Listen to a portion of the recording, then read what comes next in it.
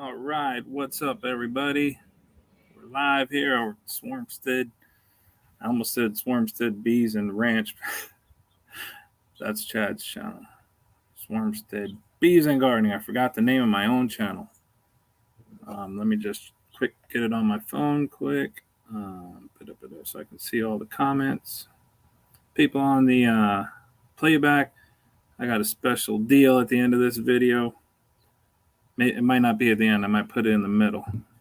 Let me put this so you ain't going to be able to just go to the end and find it. What's up, Tim? How you doing?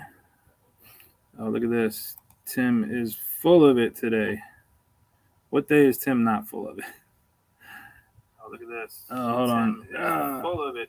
Yeah, my phone took a little while to start playing. We got Chad from the longest title on YouTube, Mustang Ranch and 4L Chad, and something else on it. Runs out of room there. Who else did we have in here? I thought I saw Boots and Bounty earlier. Oh no. But anyway, came on just to catch up a little bit. It feels like I haven't been live for a long time. So many cool people sent me a bunch of cool stuff. I don't really do mail calls too much. I don't even really like watching mail calls, but some of the stuff's actually really cool. So I'm going to highlight a little bit of it, not everything. You guys keep changing your names. I can't keep up. Yeah, I changed it a little bit just because, for search reasons, and I don't want to be thought of as just a bee channel because I do garden a lot. I'm an expert world-class gardener, so I want everybody to be able to find my cool gardening stuff. And speaking of gardening, I'll just show a couple things that I got because everybody gardens, right? Everybody gets cool seeds, but we all got tomato seeds, we all got pepper seeds, we all have those normal seeds. But my buddy from over at, oh man, now I'm drawing a blank. What the heck's his channel's name? Hickory Hives. He came over here and dropped these in my mailbox. Let me see what we got here. Hey Emma, how you doing? He dropped some seeds off my mailbox, and I'm going pretty nuts about this because he grows these Grand Champion or like world-class pumpkins, like gigantic pumpkins. I don't know if you can see it, but these pumpkins, you have to hand pollinate them. And the way this goes here is that this was a 350-pound pumpkin crossed with a 1,902-pound pumpkin. It must be like one of the biggest pumpkins in the whole wide world. So he sent me these seeds. I think when you try to buy these, they can be really expensive. I mean, like hundreds of dollars for just 2 or 3 seeds for like these really, really, really special pumpkin seeds. So he gave me these, so I'm going to grow these next year. See if I can't grow a 2,500-pound pumpkin. It's going to be sick. He also sent me this one. It's called a black futsu pumpkin. Black futsu pumpkin. He doesn't have on here what size it is, how big it is, but I'm sure it's big. They don't play around with little pumpkins. And then he sent me some other seeds that are cool for my bees. Some wing stem seed. It's a really cool plant. It grows everywhere around here, just not near my house. So at least now I'll be able to grow some right here in my yard. The bus is pulling up. My kid's getting off.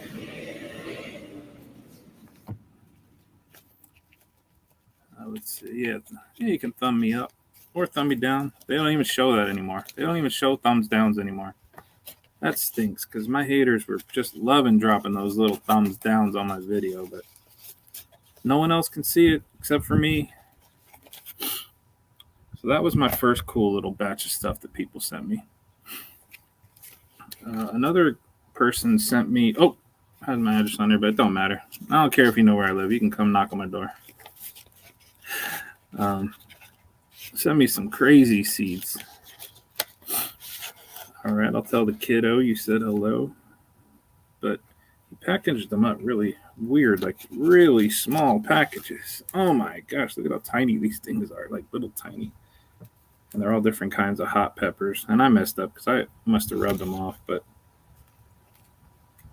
some of these are really pretty cool.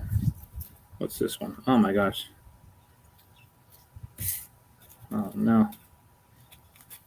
The peach reaper looks pretty good. Like a peach hot pepper that'll burn your face off. That'll be awesome. Man, I should have prepared. I didn't prepare myself here for this really well. They're just spilling all over the place, but that's some cool stuff to grow. And then also, what's up, Rodney Middleton? How you doing? I'm just showing off a couple little things that people sent me really quickly before I get into some other stuff. Either we can yak about some stuff if you have anything special you want to talk about, or we can watch Tim's most recent beekeeping video, and we'll see what the Swarm King thinks about it. If it's great or if it stinks. Oh, this was from Kristen over at Lazy Sea Homestead. She sent me I wasn't even expecting this. I mean, she sent me so much stuff. She makes these. At first, I thought this was food. I was about to eat it. I was going to pretty much take a bite out of it until I realized it's like a type of thing that you put, I guess, in your car so it smells nice. Swarm King doesn't always have the best smells, around him all the time. So this is going to be great. This one's called Cowboy Britches, but I don't know what a britch smells like or a cowboy's britches, but it smells good. I smelled that one. This one I didn't smell yet. I didn't open that one to keep it fresh. It was called Leather Flavor Smell. And it's like these little, I don't know what kind of material that is. It's like these little balls that are all glued together. And they smell good. But she sent me some really special seeds. At least I think so.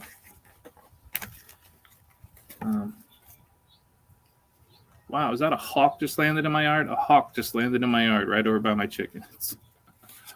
It's not a big hawk, though. It's a little one. My rooster would kick that thing's ass. What do you call these?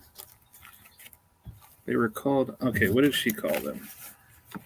Not heirlooms, but heritage seeds. Oh, heritage plant seed. Cherokee heritage seeds. So they're from the Cherokee heritage. These cool red noodle beans. I haven't grown any red noodle beans, but I just think it's cool growing some really old stuff handed down. Job's Tears. I think I've heard of that, but I can't picture what it looks like. I have to Google it. Let me just catch up here really quick. Rodney Middleton's here. How's freedom feel? Okay, you guys are talking about some personal stuff. That's cool. And then Cherokee Heritage Plant. Another Cherokee Heritage Plant. It's called Trail of Tear Beans. Little black beans. I love beans. Swarm King is just killing beans. I love them. I'm going to have so many different kind of beans next year. So I can make all kinds of chili. And I think that's about the only thing I put beans in, chili. And some also, what are these? It's called the butterbush. I have to Google that too, because I don't know what a butterbush, if it's a vegetable or maybe it's just a flower. I don't know. It'll be cool. Also sent me some marigolds. I'm always growing marigolds. I love marigolds. Especially if they're the old kind, because then the bees go after them. Hey, Kinfolk Farm, what's up?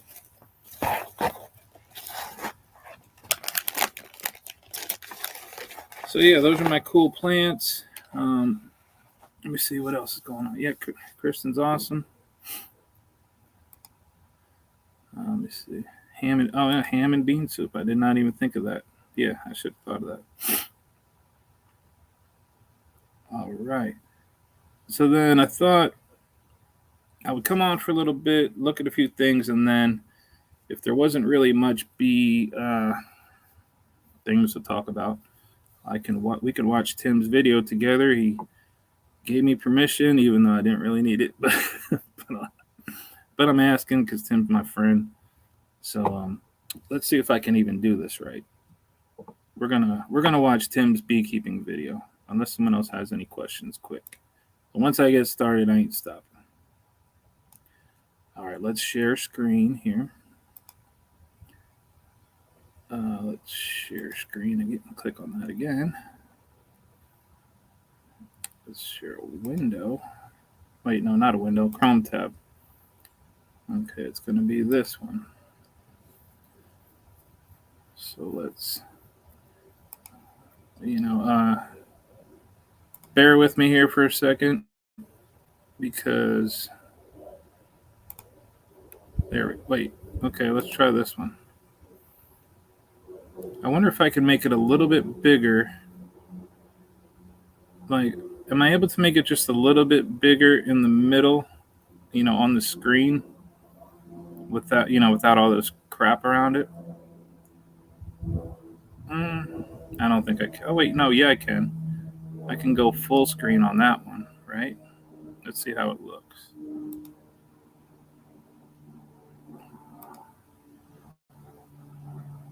Oh, yeah, that'll be it right there.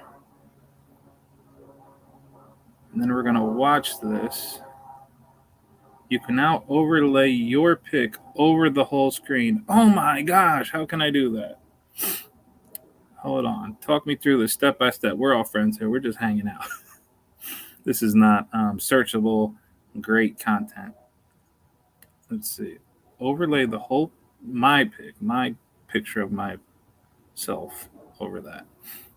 I just want you to see my brutally honest instant reaction. Probably, you know what? I'll work on that some other time, I guess. I don't want to put you guys through all that. So let's hit play on this and see what's up.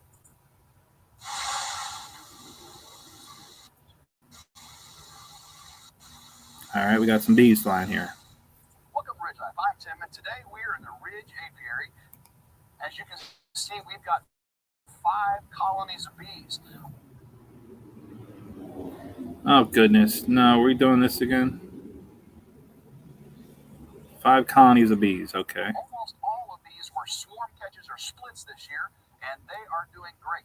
Now, you see some bees flying. It is after Thanksgiving here in West Tennessee. That's all right, let me just pause that for a second and make sure everybody can hear it.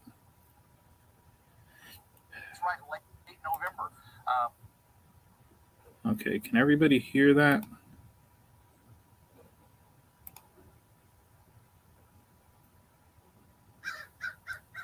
Okay, let me just see. When you select the screen type, you can see a small square in the big square. Okay, a small square in the big square. Change the output resolution of the video. Oh, man. Okay. Wow, how do I even do that? Change the output of the... Oh, okay, so that would be over here. Oh, goodness, I'm just bombing here. How do I change the output of the thing? Where do I even find that?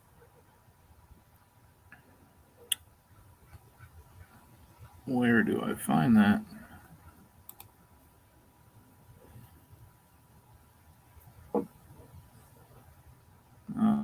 It's got to be somewhere in here, right? Yeah, you know what? I know how to do it on the phone. I just don't know how to do it on here. Temperatures today. It's getting up in the 50s. Bees are coming out and doing cleansing flights. It was 25 degrees just a couple nights ago. So okay. December, January, and February here in West Tennessee are pretty cold. So we need to get these guys winterized. So let me pause this. Where? Okay, there's the sprocket. There it is. Bloop, right there. We're going to put quality we'll make it to 480. How about that? That'll slow it way down. And we're going to put it, I hope, in theater mode. This should be better. Here we go. the mouse guards, get the syrup feeders off, get some winter patties on there, do some other things that prepare them for life here in West Tennessee. Beekeepers up north, they've got a totally different setup. So they've got insulation to worry about. They've got freezing temperatures, for considerable amounts of time. I really don't have that here unless that polar vortex comes back. Only time I've ever lost a colony of bees in the wintertime was when that polar vortex came through. Oh, okay. But we're going to get in here, check our bees lightly, just check them lightly. Okay, so what you're telling me is it was already down and I actually raised it up, which I don't want to do. So let's put it to,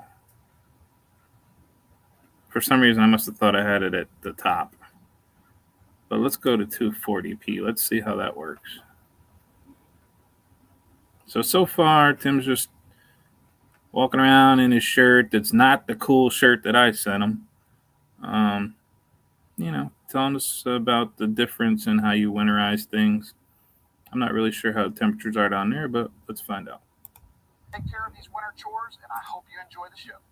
First thing we're going to do is get these mouse guards installed. And what they are, they're metal strips with these holes in here that are just big enough for the bees to go through, and mice can't get through. And it's metal, so the mice can't eat through it. So I'm going to take out the entrance reducers and screw these on to the entrance to the apiary and keep them mice out. All right, so let's pause that for a second.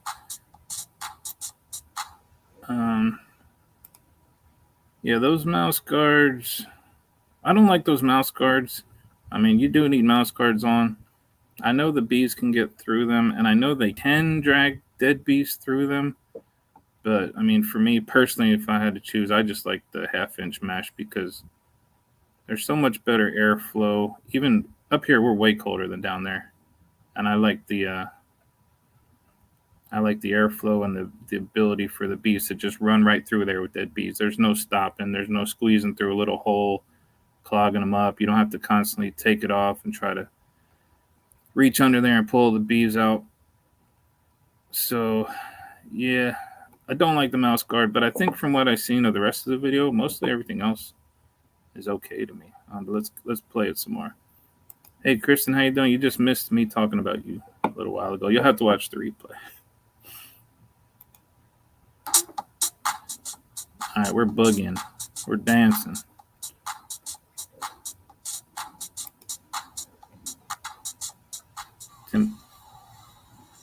Yeah, it's pretty small.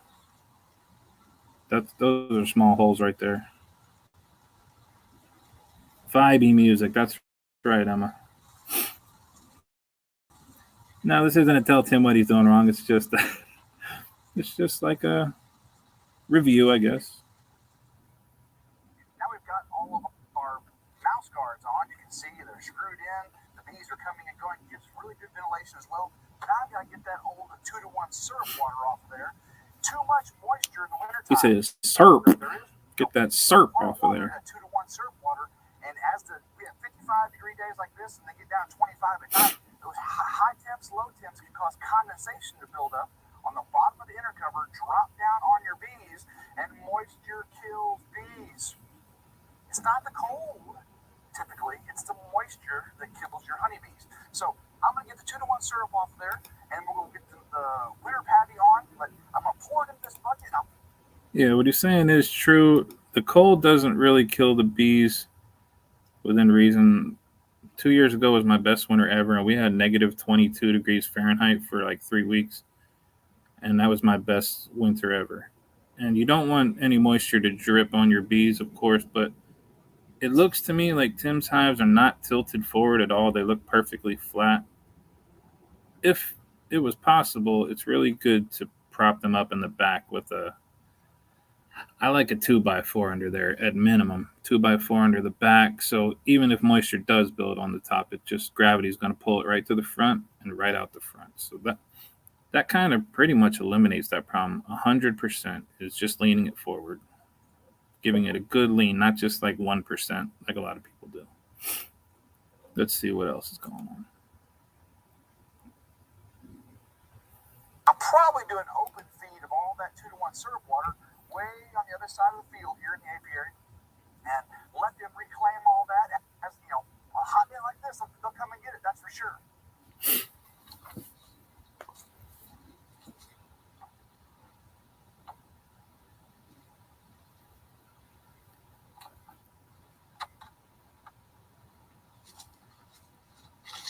What do we got going on? Got the bucket open. Lift it up. And get it right. Oh, yeah. Oh, yeah. Spill that syrup all over the place. Now that we got all that old syrup water off, let's go ahead and feed our winter patties. Now, our winter patty does not have a lot of let's hit that little pause button there. Yeah, you definitely got to be careful dumping syrup around. If it's only 55 there, you may not have too much, might not cause a problem. But man, here, oh man, you just spill a teaspoon of syrup somewhere, the whole yard is coming for it. So I don't know how to do that in a less messy way, but I would try to find a way to just not spill it all over, not spill so much. But yeah, if you didn't have robbing, then that's cool. Maybe it just soaked into the ground. Probably some raccoons came and licked it up at night or something. Let's see. We're about to get into winter patties. There's where we completely part ways. The queen to lay eggs and create brood because it's too cold for them to maintain that. So the bee population that's in here now has got to wait throughout the winter, and then when spring starts to come, she'll start to really start laying those eggs. 2,000 eggs a day. That's crazy, isn't it? But the bees in here are going to last throughout the winter. All right, so there's a little bit of a misconception that is very common. It's not just him saying that. That giving bees pollen inside the hive causes the colony to brood up in the wintertime. It's just not true. Brood production is directly affected by incoming real pollen in through the entranceway, going through all the processes that they do. What is that noise? Yeah, that's what affects brood production is incoming pollen and nectar. So it's just not true, but it doesn't matter. I would never use. I'm not a pollen patty or winter patty or any kind of patty person. But hey, Jake, how you doing? Afternoon. So yeah, it's not something to really worry about if you use those kind of things. A 45-day life cycle, 28-day gestation period. But throughout the winter, their life cycle was longer. They live. They don't hibernate. They eat. They stay alive. Warm days, they'll go out to cleansing flights and fly around, come back in and collect whatever's out there. If I feed or that kind of stuff. But so what we're going to do today is put winter patty on top of the inner cover. Now, if you're in a colder climate, you probably want to put it on top of the frames in each of your box, so that way the cluster can move around and get to it. I'm in a warmer climate, so I can put it up here. They'll come and get it as they need it. And some places, you really don't even need to feed your bees throughout the winter if you left them enough. So let's go ahead and open up. This is Hatmaker Colony, Queen Ernie. Oh, I see. Oh yeah, she's doing well. And this is a 2-frame box. There's those Swiffer sheets Tim loves. He's keeping the Swiffer company in business. Okay, what did he say? It's okay to feed some pollen in the patty over winter. I can't say that it's... Hold on. Let me pause this. We got time. I got YouTube Premium, so I'm not worried about commercials. Let's see. What do you say here? Oh, man. Hold on. Let me catch up on these comments here. So okay to feed some pollen in the patty over winter. Pollen is used very little in the wintertime. If your bees have pollen, they're usually going to have it in the bottom of their frames or in the bottom box, a lot of it. They use much less pollen than you think they do in the wintertime, so I can't think of any reason to give them pollen at all in the wintertime. They just need all their stores, and they're going to run out of... I've never found a colony that died because it ran out of pollen. Like, there's always pollen in dead colonies. So it's kind of a tough question for me to answer because I don't ever use patties of any kind, but you could, but it doesn't really matter ultimately. Like the big thing that set off the whole big drama that I had before, bees cannot carry pollen from a pollen patty that you put anywhere in your hive and put it in a cell. They can't do it. They don't have the any ability to do that unless they're carrying it in their mouth or anything. They can't put it on their legs. It's all wet. So the only way they can even do anything with it is to eat it right then and there. But it's not really for them. So yeah, I just don't understand pollen patties. Let's see, what was Jake saying? He collected honey the other day that was almost black. Yeah, get that sometimes. Let's see. Ernie's in the house. I see Ernie. I see Tim said Ernie, but I don't see Ernie in here. Where's Ernie at? Did I miss a comment from Ms. Hatmaker? Unless there's some other Ernie. Let's see. Where is it? Oh, I'm trying to find it. I can't find it. But anyway, Ernie, if you're here, what's up? Those are actually okay. Okay, Tim's using the Great Valley. He's using the good old Walmart brand Swiffers. I think they're called Swifers. Oh, that's Ernie Queen. Ernie the Queen's Colony. Okay, oops. Okay, let's get back into it.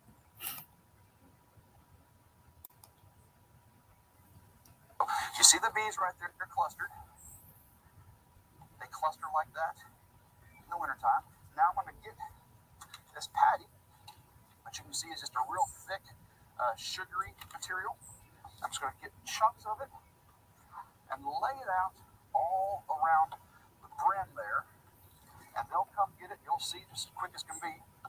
Put some right there. I don't want to put it all around it because it could block ventilation. And I definitely don't want to block any ventilation. So put some all around here. Move on to the next one.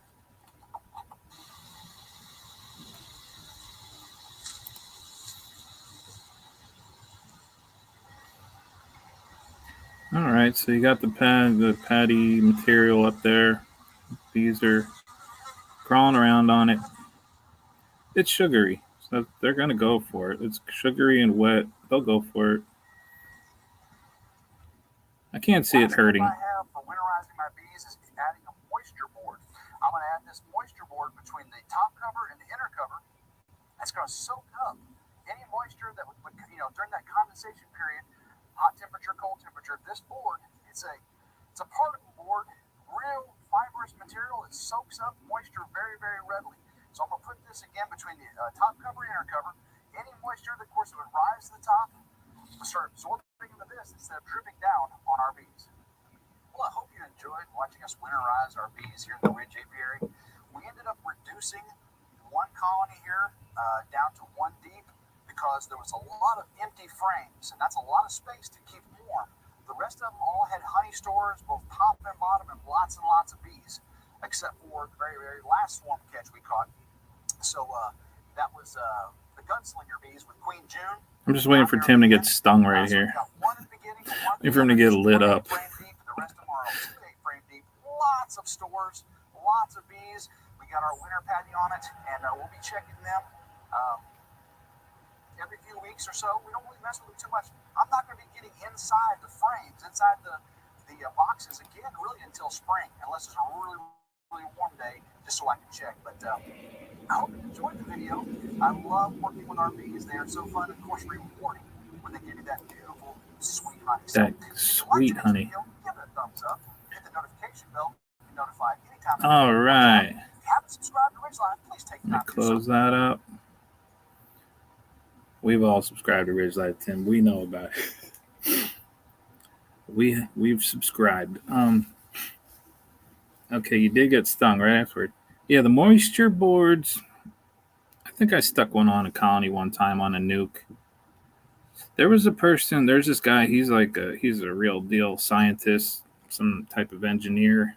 He explained how he did all the testing and experiments to explain that moisture boards and quilt boxes, those type of things, they actually don't absorb anything, because he explained about how it was it was really clear the way he explained it, and it made a ton of sense. It actually doesn't absorb anything really. I'll have to find that, but something about just the temperatures and the way things move in a hive, the way air flows, they actually don't do what people think they do.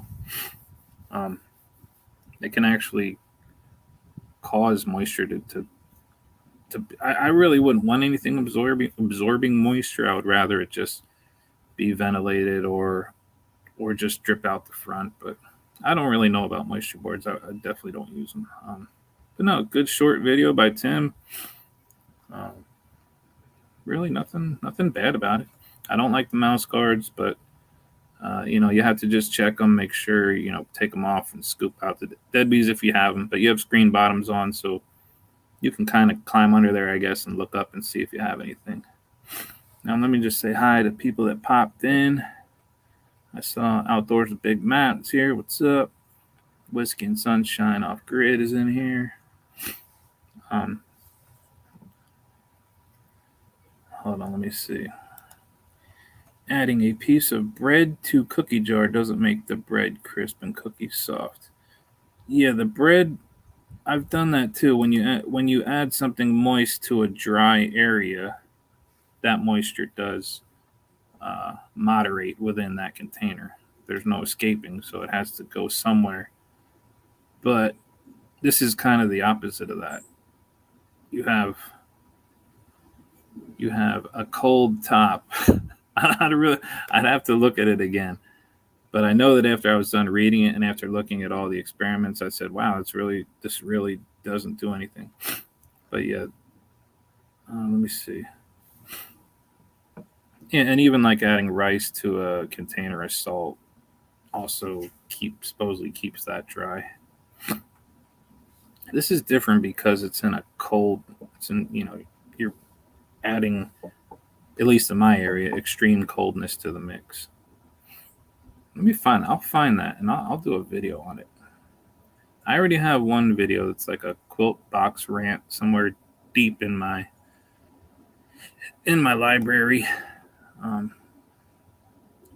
But yeah, not a bad video. Short video. Didn't have us, sometimes tend to be making them long videos. I have a very short attention span. You can usually hold me there for about 10, 12 minutes. If I see a video and it's like 28, it better be really good. Like, not to say that they're not good, but let's see. One thing I did notice is the moisture board develops mold. Yeah, that's what I was going to say, and I went off track. Like, if for some reason those things do get wet, then it's kind of stuck in there.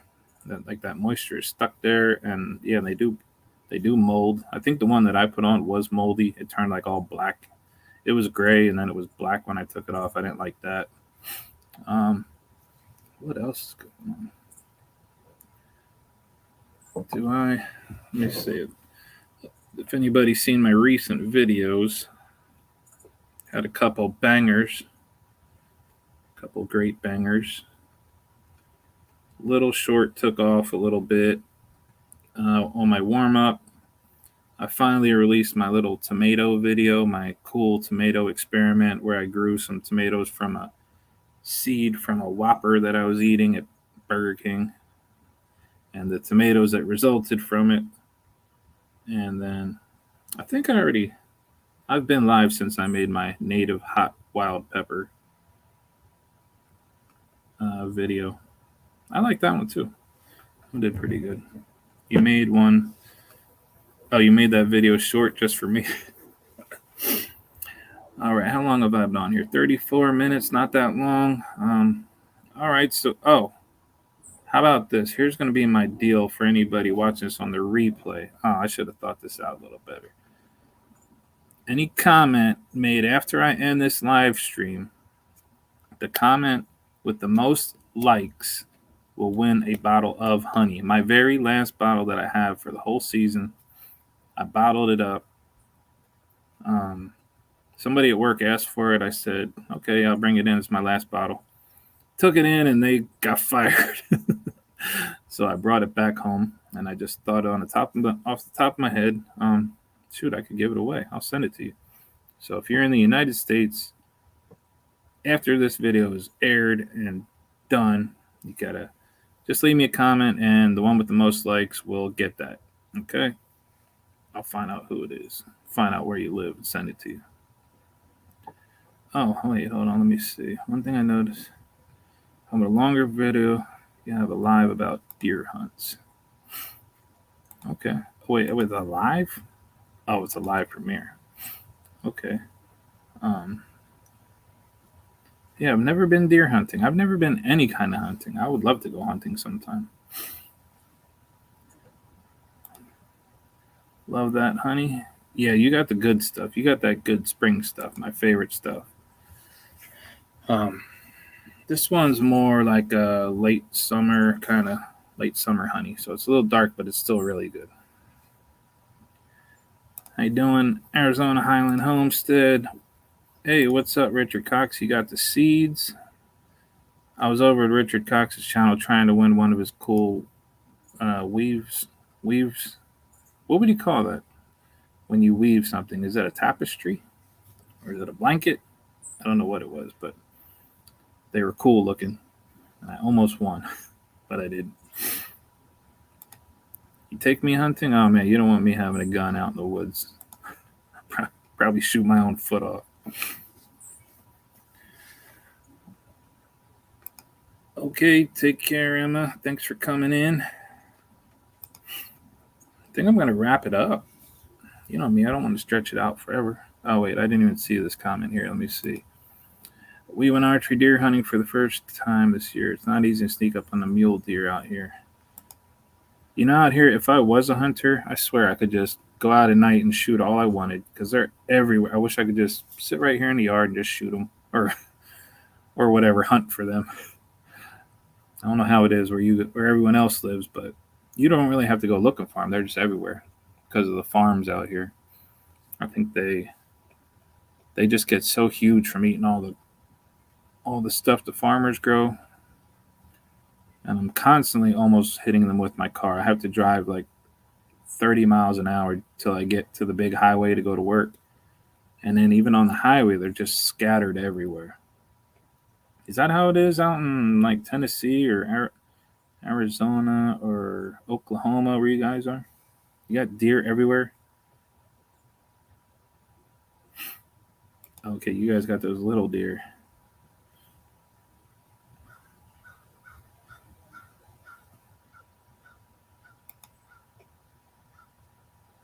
Let's see. Do the bees hibernate? Oh man, I'm like can't keep these things. The bees don't technically hibernate the way, say, turtles do or frogs or chipmunks, but they do kind of go into like a semi-dormancy. They're never really asleep or totally out of it unless they're in extreme cold temperatures, like, you know, in the 20s or below. They keep the inside of their colony pretty warm, relatively warm. So it's not technically hibernation, but they won't fly. They just need enough food and to be relatively, if they have to be in something, they can stay relatively warm for the whole winter period. But technically, no, they don't really hibernate. And some places they never go through winter at all, like Florida or Georgia or Texas, where people get all their bees from. So after they've been down there for dozens and dozens of years, they lose everything that they have evolved or been selected to have to help them through winter, and then you throw them back up north. That's when they die for you.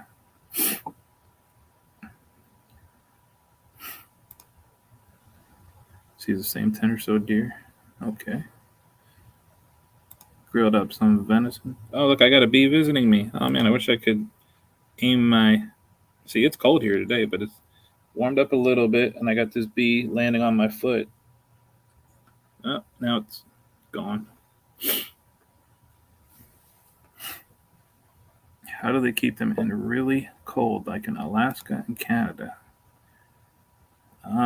There, believe it or not, in Alaska, and a lot of people that keep bees up there that don't have somewhere where they can put them in a big giant facility, they just get new bees every single year. That's what most of them do. If you're a big commercial beekeeper, you can put them in warehouses that keep it right around 40 degrees or maybe 35 degrees, just enough to keep them from flying, and you just store them just like you would a bunch of boxes, and then they put them in these big giant facilities with to keep the air moving for ventilation, and then they sit in there because there's no way they're gonna stay alive in negative 75 degrees for all that time. So they just basically give them a winter, like a mild winter inside of warehouses. Let's see.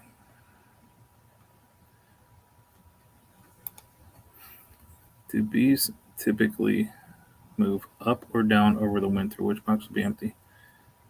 Well, ideal for beekeeping, we're talking about beekeeping, like people who keep bees in boxes.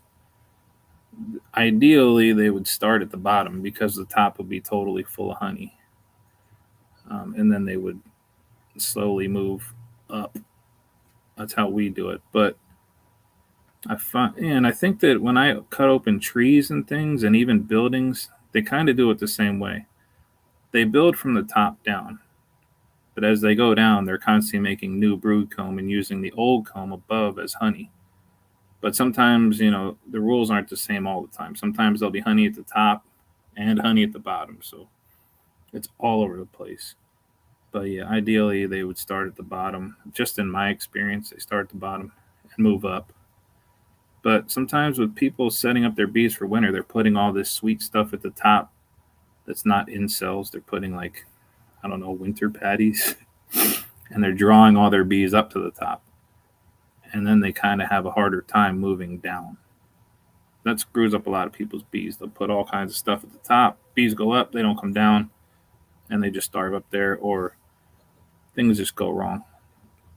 So I try to just get all my bees into one box or two skinny boxes so that they can stay grouped together and not really wander off to the side and get stuck in a dry corner where there's nothing. Hopefully that kind of answers it, but that's only going by what I know just from what I've been doing for a little while. It can be different for different areas and all kinds of different stuff. Different temperatures, they might do different things. In trees, like a really thick tree with a little hole, they just do whatever they want to in there. They just don't forage. They can even go to the bathroom in the hive in a tree because the bottom's going to be all soil. Just almost nothing bothers them when they're in a really thick tree. They don't have to worry about their entrance getting clogged. They don't have to worry about moisture or anything.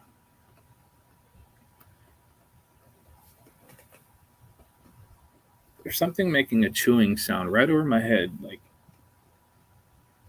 there's something inside of the roof of this porch making a nest. I don't know if it's a squirrel or what, but I got to get into that. Let me see. Usually rotate the boxes in the spring. Yeah, a lot of people do that. I can't really do that because I really try to keep the bees that I have in my. Well, first of all, most of them are in one box anyway, but for like the nukes and everything, or some of the 8 frames that I have in 2 boxes, the combs just aren't interchangeable like that. They have a definite brood area with exactly the correct size brood cells, and then the top is honey storage cells. So to flip them over, it would just confuse them, make a big giant mess. But yeah, if you're using foundation and everything's the same size, you can do that pretty much, I guess. Yeah, and definitely 8-frame boxes. I like them over 10-frame boxes. But 10-frame boxes are really good if you're trying to just overwinter them in one box. Like you can really, they can just pack that thing so heavy, and they're just great for one box. That's what. Hi, Mulberry Branch Farms. It's either Ashley or Ricky. Why do I always? I'm always afraid to say the wrong name. Is it Ricky? Ricky.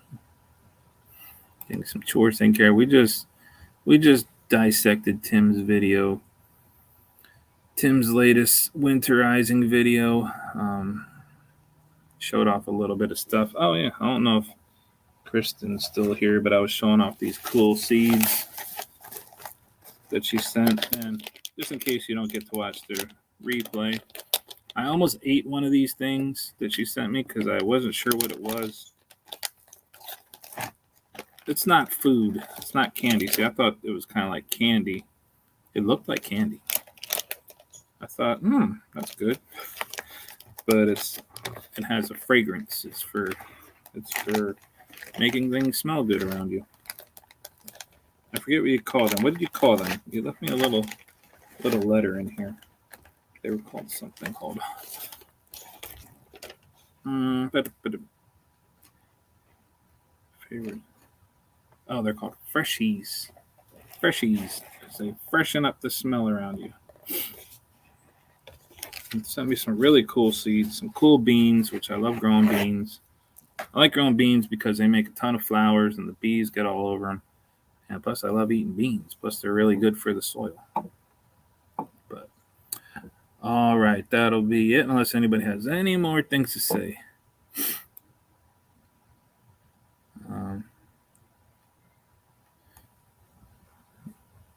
Oh wait, hold on. 20. I saw the word foundationless, and I love foundationless.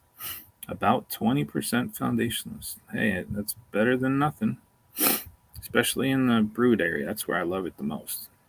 I don't really worry about it in the honey area because harvesting honey off of plastic foundation is so easy. It's like the easiest thing ever. I just scrape it right off and have the bees start right over every time. I don't want to hear none of that.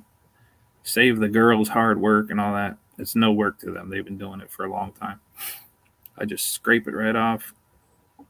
But I definitely love foundationless in the brood nest, especially when the bees are getting really small after you've had them foundationless for like several years, and they've just never had brood on foundation. They get so tiny. It's cool.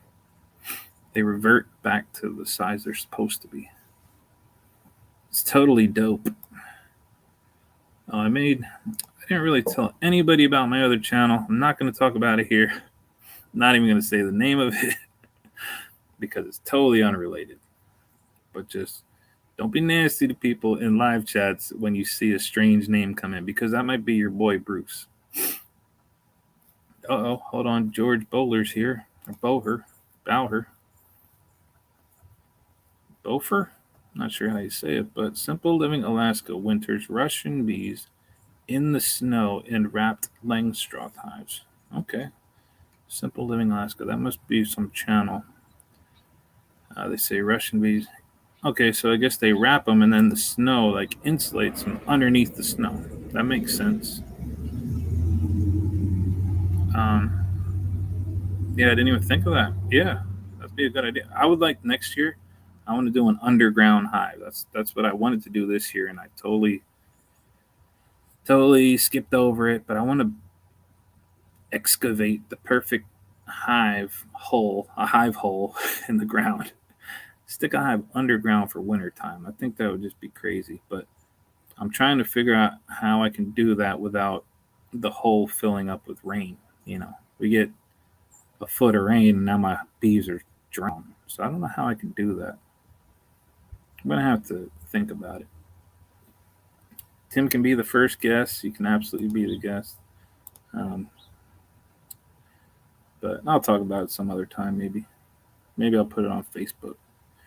But okay, cool. Thanks, George Bower, for telling me about that. Forgot about that. All right, everybody. Thanks for coming in.